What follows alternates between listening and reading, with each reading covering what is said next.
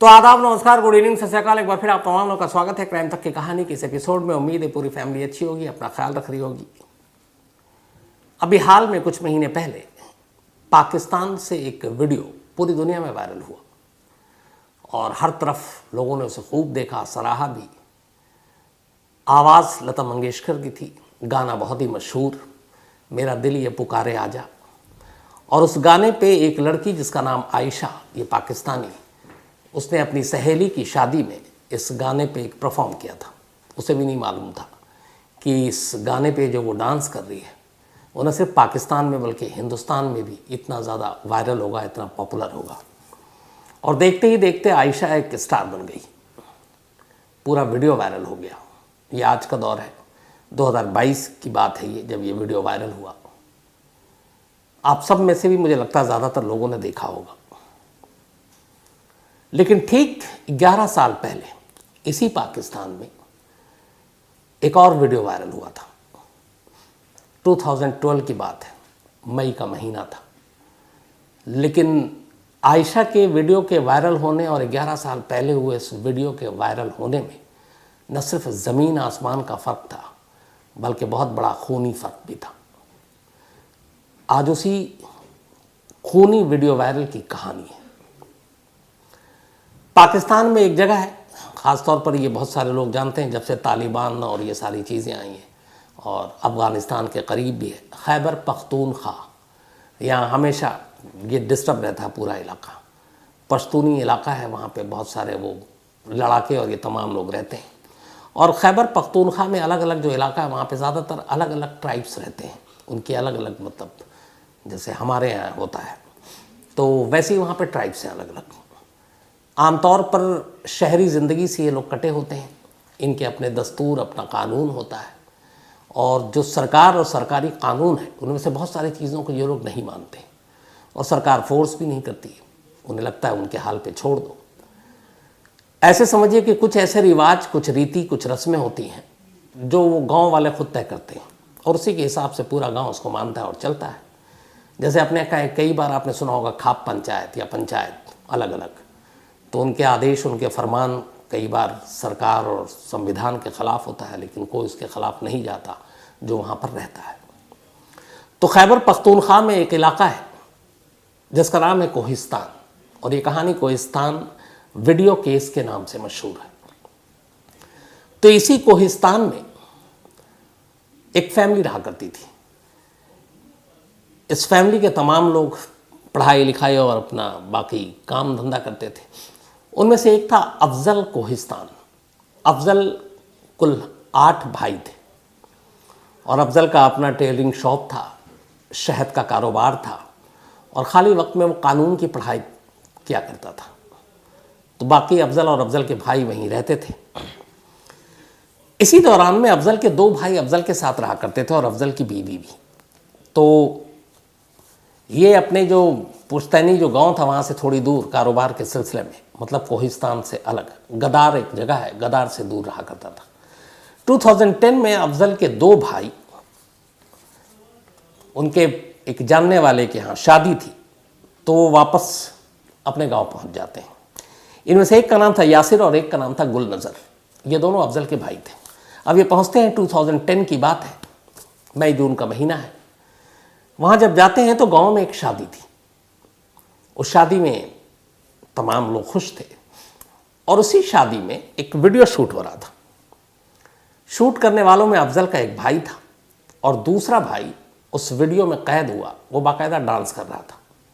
और उसी वीडियो में 5 और लड़कियां थीं, लेकिन इनमें से 4 का चेहरा दिखाई दे रहा था, 5वीं लड़की का चेहरा नहीं दिखाई दे रहा था। और वो 5 तालियां बजा रही थीं, गा रही थीं।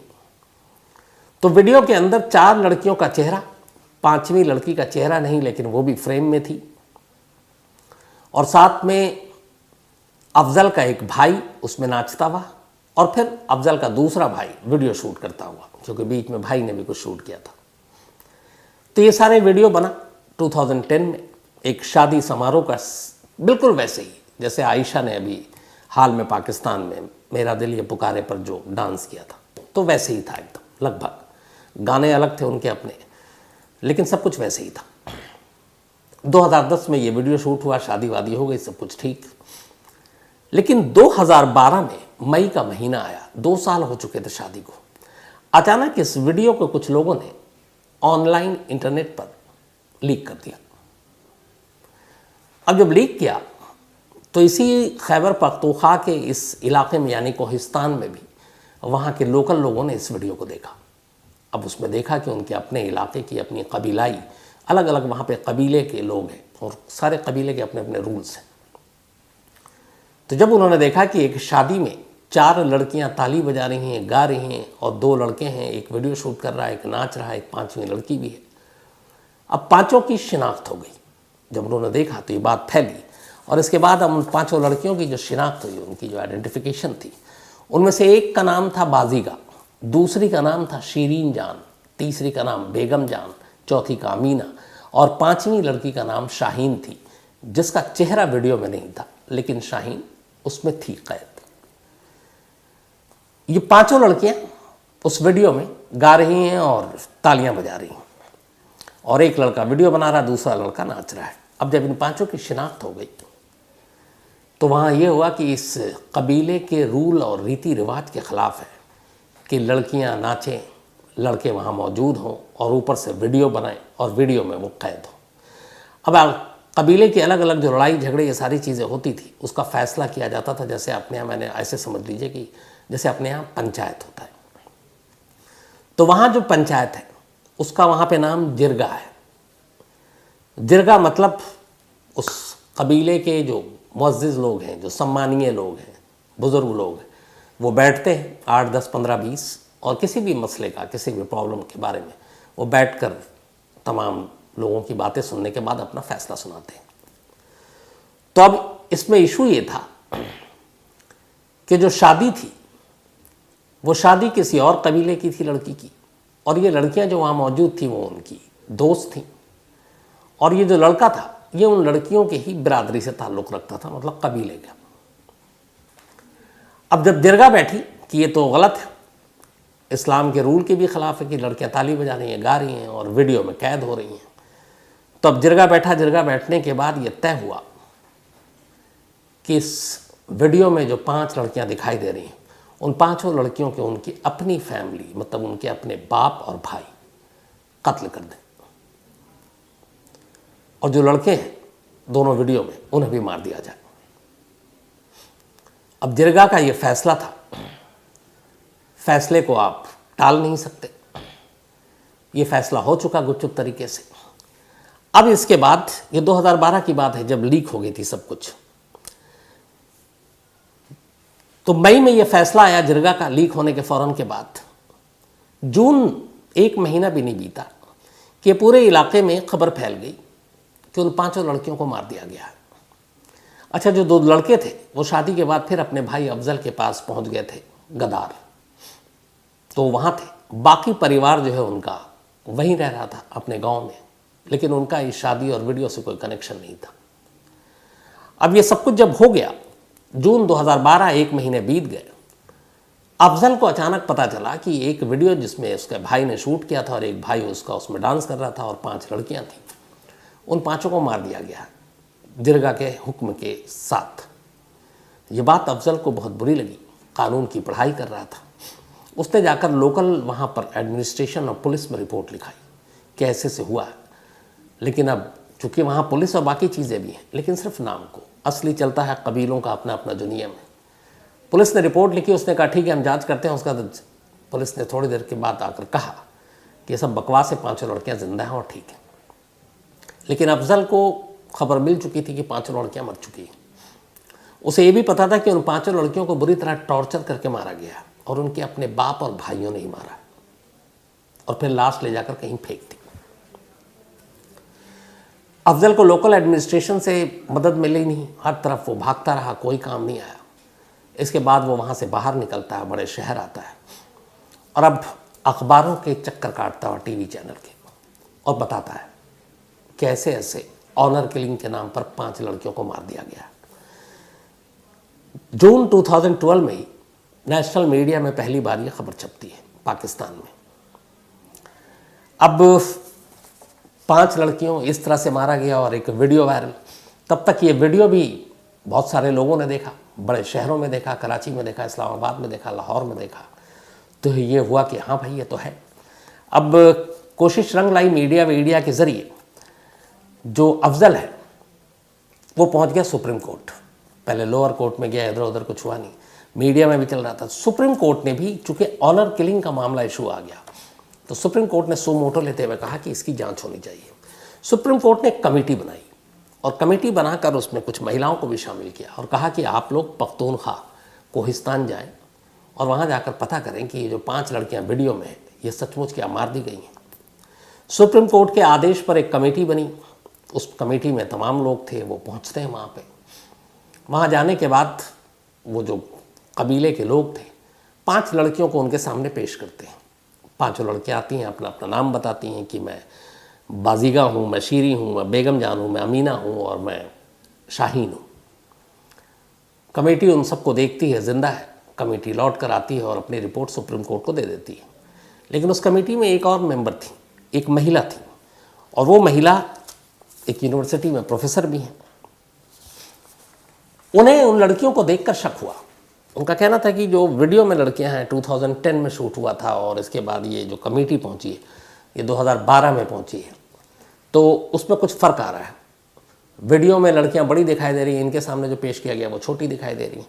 तो उसने अपनी बाकी कमेटी के राय से अलग राय दी कि मुझे कुछ डाउट है कि फेक लड़कियों को कमेटी के सामने पेश किया गया, लेकिन उनकी बात सुनी नहीं गई और सुप्रीम कोर्ट ने कहा कि सारी लड़कियां जिंदा हैं, इसलिए केस का कोई मतलब बनता नहीं है और केस डिसमिस हो गया। अब जब केस डिसमिस हो गया तो अफजल फिर परेशान हो उठा कि क्या करें। अब इसके बाद अफजल ने फिर इधर उधर कोशिश करनी शुरू की, मीडिया को बताना शुरू किया, लेकिन किसी ने कुछ माना नहीं। तब तक अब 2013 की तारीख आ गई। 2013 में कुछ वहाँ के जो लोकल पॉलिटिशियन थे वो पब्लिकली अनाउंस कर रहे थे कि यहाँ पे जो भी जिरगा या फिर कबीले के नियम और उसूल के ख़िलाफ़ जाएगा उसका हश्र वही होगा। और 1-2 लीडर ने तो, बल्कि वहाँ के एक लेजिस्लेटिव असेंबली के एक मेंबर ने बाकायदा पब्लिकली ये ऐलान कर दिया कि इस वीडियो में जो लीक हुआ था, कोहिस्तान वीडियो, उसमें मौजूद और दिखने वाली हर लड़की को मार दिया गया। अब एक पब्लिक सर्वेंट, एक नेता, एक चुना हुआ मेंबर पब्लिकली ये कह रहा है और ये रिकॉर्ड हो गया। जब ये मिला तो इस रिकॉर्डिंग के साथ अफजल दोबारा सुप्रीम कोर्ट पहुंचा। उसने कहा कि देखिए, अब खुद वहाँ के चुने हुए जो मेंबर हैं वो कह रहे हैं कि वो मारे जा चुके हैं, 5 लड़कियाँ, तो इसलिए इस केस को रीओपन किया जाए। अब सुप्रीम कोर्ट ने भी वो सारे वीडियो देखे, तमाम चीज़ें देखी, लेकिन इधर सुप्रीम कोर्ट ने कहा ठीक है हम रीओपन करते हैं।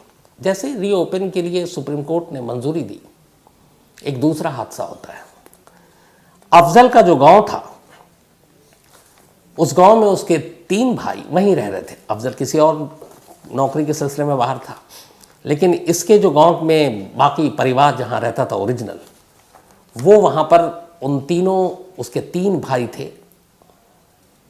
2013 जनवरी में उन तीनों भाई को गोली मारकर मार दिया गया और अफजल के उस घर को आग लगा दी गई। ये नतीजा था कि उसने सुप्रीम कोर्ट में दोबारा कहा कि ये केस रीओपन हो। इससे वहाँ की जिरगा और उस कम्युनिटी के लोग भड़क गए और उन्होंने कहा कि ये हमारी इस बिरादरी को बदनाम कर रहा है।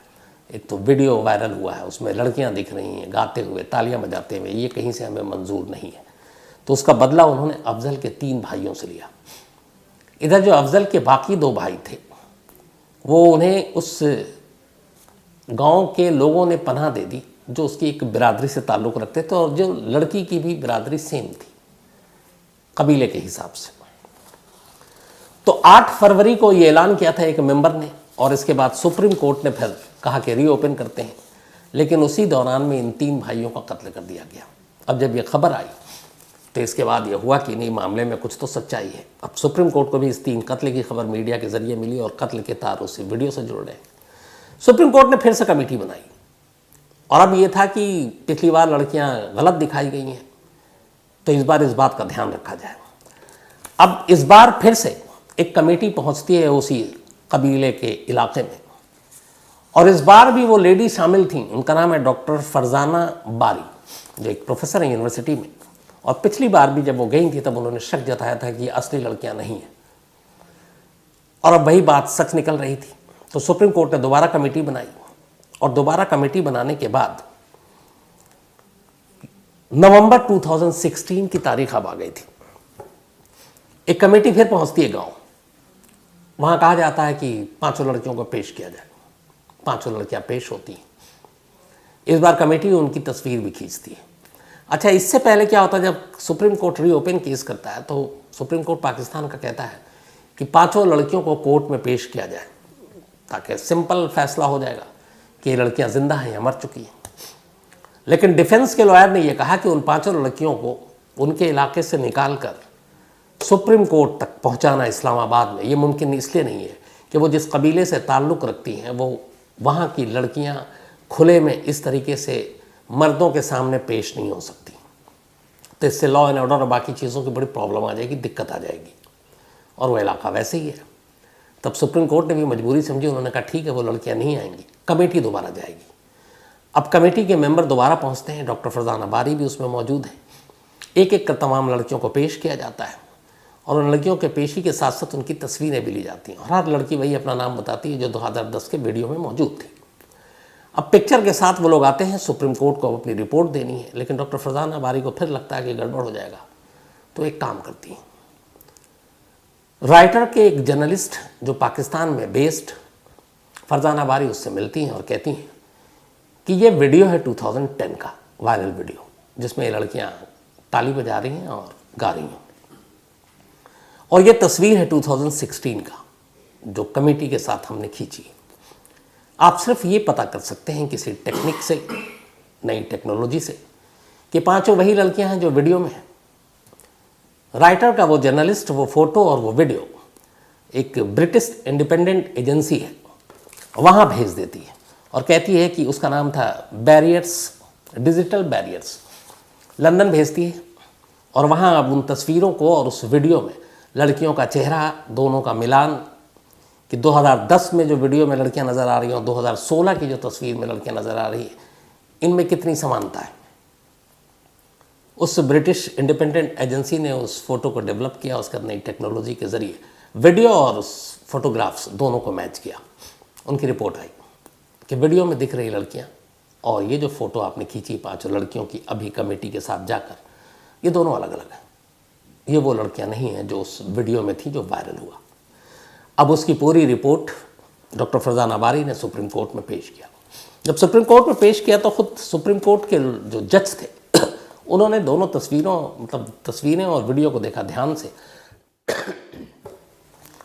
और फिर उन्होंने कहा कि जब 2010 में ये वीडियो शूट हुआ था, 2012 में फिर लीक हुआ, तो उस वक्त उन्होंने एक अमीना जो इन 5 लड़कियों में शामिल थी उसके बारे में कहा कि अभी जो तस्वीर दिख रही है उसके हिसाब से तब 2010 में अमीना की उम्र 8 से 10 साल रही होगी, जो अभी की फ़ोटो है 2016 की। और उसी तरीके से बाकी लड़कियों की उम्र भी 8, 10 या 12 साल के दरमियान रही होगी। लेकिन जो वीडियो में 5 लड़कियां दिखाई दे रही हैं उनमें से बल्कि 4 का चेहरा साफ है, 1 का नहीं है। वो चारों लड़कियां वीडियो में देखकर साफ साफ पता चलता है कि इनकी उम्र 20 से 22 साल के दरमियान थी 2010 में। यानी अगर 2016 की बात करें तो उसमें 6 साल और जोड़ दीजिए तो 26 से 28 साल अब उनकी उम्र होगी। लेकिन कमेटी के सामने जो लड़कियां पेश की गई 5, उनकी जो तस्वीरें थी वो सब 14 से 16 साल के अब उस वक्त 2016 में नज़र आ रही थी। और उस एजेंसी राइटर के ज़रिए जो उन्होंने किया था उससे भी पता चल गया कि ये वीडियो और ये अलग अलग है। अफजल को लगा कि अब जीत हासिल है। इसके बाद फिर सुप्रीम कोर्ट ने कहा कि अब जांच किया जाए। सुप्रीम कोर्ट के आदेश पर कोहिस्तान पुलिस ने आखिरकार 2018 में मुकदमा दर्ज किया 5 लड़कियों के कत्ल का। 3 भाइयों के अफजल के कत्ल का मुकदमा किसी और पुलिस स्टेशन में पहले दर्ज हो चुका था। तो सुप्रीम कोर्ट के आदेश पर कोहिस्तान पुलिस ने मुकदमा दर्ज किया। इसके बाद जांच की। जांच करने के बाद उन्होंने, पुलिस ने जो अपनी रिपोर्ट दी उसमें यह कहा कि शीरीन जान, बेगम जान और बाजिगा, इन तीनों के बारे में अब कंफर्म है कि इन तीनों का कत्ल हो चुका है। लेकिन जो बाकी 2 लड़कियां हैं, अमीना और एक और, वो जिंदा हैं। ये लोकल पुलिस ने अपनी जांच में कहा, लेकिन उनके जिंदा होने का कोई पुख्ता सबूत सामने नहीं आया। बट ये है कि 3 मारी जा चुकी हैं और 2012 में जैसे ये लीक हुआ उसी के 15 दिन के अंदर अंदर इनका कत्ल हो गया था। इसके बाद इन तीनों लड़कियों के 2 के फादर और 1 के भाई, उसका चूंकि फादर था नहीं, इनको गिरफ्तार किया गया। 5 और रिश्तेदारों को गिरफ्तार किया गया। फादर और भाई ने एक्सेप्ट किया और बड़े गर्व से एक्सेप्ट किया, क्योंकि उस वक्त ये था कि ऑनर किलिंग और ये सारी चीज़ें, तो उन्हें लगा कि उन्होंने कोई गलत काम ही नहीं किया। तो उन्होंने माना कि हाँ, हमने मार डाला। इसके बाद फिर मुकदमा चला। भाई जो पिता थे दोनों, इनको मौत की सज़ा और भाई को उम्र कैद की सज़ा दी गई। बाकी 5 लोगों को जो पकड़ा था उनको बरी कर दिया गया। इसके अलावा एक दूसरे पुलिस स्टेशन और दूसरे कोर्ट में अफजल के 3 भाई को जब मारा गया, कत्ल किया गया, उसके बाद उनका घर जला दिया गया। उसमें से 1 को फांसी की सज़ा हुई और बाकी लोगों को, 5 लोग और थे उनमें, उनको 25 साल कैद की सज़ा सुनाई गई। तो इस तरीके से अफजल अपनी एक लड़ाई जीत चुका। अकेला वो शख्स था जो 2012 से इस मुहिम में जुटा हुआ था। तो करीब 6 से 7 साल तक एक लंबी लड़ाई अफजल ने लड़ी, अफजल कोहिस्तान ने लड़ी। लेकिन इसका नतीजा फिर ये हुआ कि अब इस लड़ाई को लड़ने के बाद वो अपने आबाई वतन यानी अपने गांव, अपने उस इलाके में जा नहीं सकता था, क्योंकि तमाम कबीले के लोग उसके ख़िलाफ़ हो चुके थे कि इसने कबीले की मान मर्यादा को तोड़ा है। इसलिए वो अब दरबदर हो गया। कुछ मीडिया के लोगों ने, कुछ और लोगों ने मदद की और वो इधर से उधर भटकता रहा। फिर वो एबटाबाद पहुंच गया, वही एबटाबाद जहां ओसामा बिन लादेन को मारा गया था। अमेरिकी जो कमांडोज थे, सील, उन्होंने मारा था, नेवी सील। तो वो एबटाबाद में रह रहा था अपने एक और भाई और भतीजे के साथ। 6 मार्च 2019, 6 मार्च 2019 एबटाबाद में उसका पता चल गया और वही उसके कबीले के लोग, जिस कबीले से ताल्लुक़ रखती थी वो 5 लड़कियां, वो लोग उसका लगातार पीछा कर रहे थे। 6 मार्च 2019 को उन्हें मौका मिला और वो जब अपने घर की तरफ गुजर रहा था एबटाबाद में, सरेआम उसे गोलियों से छलनी कर दिया गया और अफजल की मौत हो गई। तो एक केस जिसको वो एक कबीले से उठाकर पाकिस्तान के शहर शहर, घर घर तक पहुंचाया, कानूनी लड़ाई लड़ी, सुप्रीम कोर्ट तक गया, सज़ा दिलाई, उन 5 लड़कियों का सच ज़माने के सामने लाया, ऑनर किलिंग की कहानी सामने लाई। लेकिन आखिर में इस सच को सच साबित करने का अंजाम ये हुआ कि खुद अफजल को भी मार दिया गया। आज भी ये पाकिस्तान में कहानी ऑनर किलिंग या फिर ये कहें कि जो अफजल की एक लड़ाई है और कोहिस्तान वीडियो केस के नाम से जाना जाता है।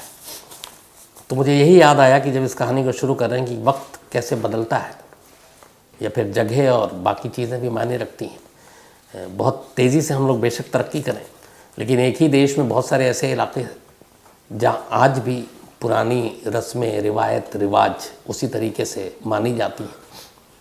और उसकी मिसाल हमारे यहाँ भी है। बहुत सारी ऐसी ऑनर किलिंग की जब तक खबर आती रहती है, पंचायत और खाप पंचायत के फैसले हम सब जानते हैं। तो उसी पाकिस्तान में एक आयशा जो रातों रात स्टार बन जाती है, और उसी पाकिस्तान के एक हिस्से में 5 ऐसी मासूम लड़कियां जो सिर्फ ताली बजा रही थीं और गाने गा रही थीं, उन्हें मार दिया जाता है। तो ये थी कहानी। अब कहानी ख़त्म करूं उससे पहले वही अपना सिलसिला, और आज बड़ा अफसोस इसलिए भी कि उम्मीद तो थी कि जीत नहीं पाएंगे, लेकिन हल्की सी उम्मीद फिर भी रहती आखिरी दम तक कि 75 रन है, डिफेंड कर लेंगे, पर ऐसा हुआ नहीं और ऑस्ट्रेलिया 9 विकेट से ये टेस्ट जीत गए। लेकिन कोई बात नहीं, 2-1 से भी हम आगे हैं। आखिरी टेस्ट बचा हुआ है। मैं चाहता हूँ इसलिए जीते क्योंकि वर्ल्ड टेस्ट फाइनल जो है उसको हम लोग खेलें, तो अब चौथे टेस्ट पे हम सबकी नज़र होगी। खैर, वही अपना सिलसिला। आज आमरीन का बर्थडे है, तो हैप्पी बर्थडे आमरीन, बहुत बहुत आपको मुबारक जन्मदिन। और सरफराज खान ने भेजा, उनकी वाइफ हैं। इसके अलावा सिद्धार्थ सिंह, इनका भी आज जन्मदिन है, तो हैप्पी बर्थडे सिद्धार्थ। और प्रकाश तिवारी, इन्होंने भेजा है, और सिद्धार्थ कीव लौट चुके हैं। यूक्रेन वॉर की वजह से वो अपनी पढ़ाई, उस वक्त सभी को भागना पड़ा था और उनको भी वहाँ से रेस्क्यू करके लाया गया था, तो वो वापस कीव पहुँच चुके हैं यूक्रेन यानी। तो all the best Siddharth and happy birthday. इसके अलावा अलका बेनीवाल, इनका भी आज बर्थडे है। Happy birthday Alka and thank you so much आपके मेल के लिए। श्रुति शुक्ला, इनका भी आज जन्मदिन है। हैप्पी बर्थडे श्रुति। और विवेक कुमार ने भेजा है। इसके अलावा पिंटू का भी आज जन्मदिन है, तो हैप्पी बर्थडे पिंटू। और ये अन्नू यादव ने भेजा है, वो उनके भाई हैं गाजीपुर से। दिशा मुनि, इनका भी आज जन्मदिन है, तो हैप्पी बर्थडे दिशा। और ये तानिया मुल्ला ने भेजा है पुणे से।